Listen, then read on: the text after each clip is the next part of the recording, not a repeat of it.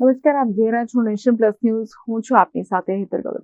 Statue of unity એક આંતરરાષ્ટ્રીય પ્રવાસન સ્થળની સાથે સાથે પર્યાવરણ જાળવણી માટે એક આદર્શ કેન્દ્ર બન્યું છે.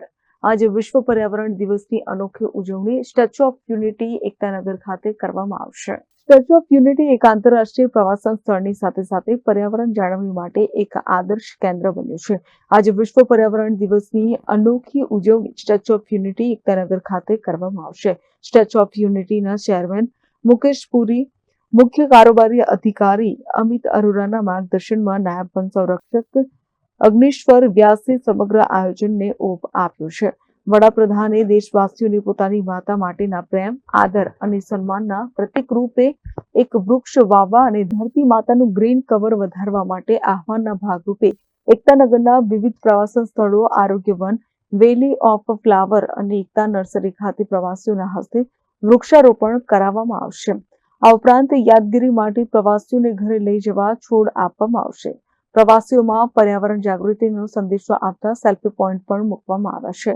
અત્રે ઉલ્લેખનીય છે કે સ્ટેચ્યુ ઓફ યુનિટી આજે પર્યાવરણ જાળવણી માટેના ઉચ્ચ પ્રયાસોને કારણે અભ્યાસ માટેનું આદર્શ કેન્દ્ર બન્યું છે.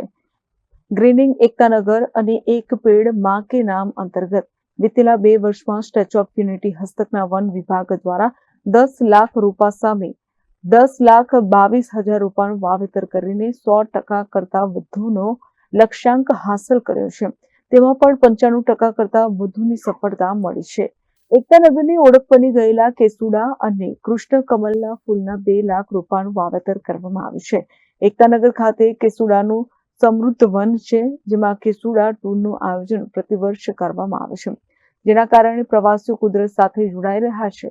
કૃષ્ણ કમલ ફૂલ અંગે ભારતના પ્રધાનમંત્રી નરેન્દ્રભાઈ મોદીએ પોતાના મન કી બાત કાર્યક્રમમાં પણ ઉલ્લેખ કર્યો હતો.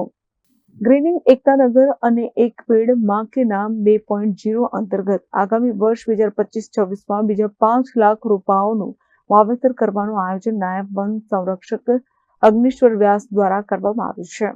Bureau report, Nation Plus News, એકતાનગર. સમાચારોના સતત અપડેટ મેળવવા માટે અમારી નેશન પ્લસ ન્યૂઝની યુટ્યુબ ચેનલને સબસ્ક્રાઇબ કરો, બેલ આઇકન દબાવો અને જોડાયેલા રહો ફેસબુક, ઇન્સ્ટાગ્રામ અને ટ્વિટર પર.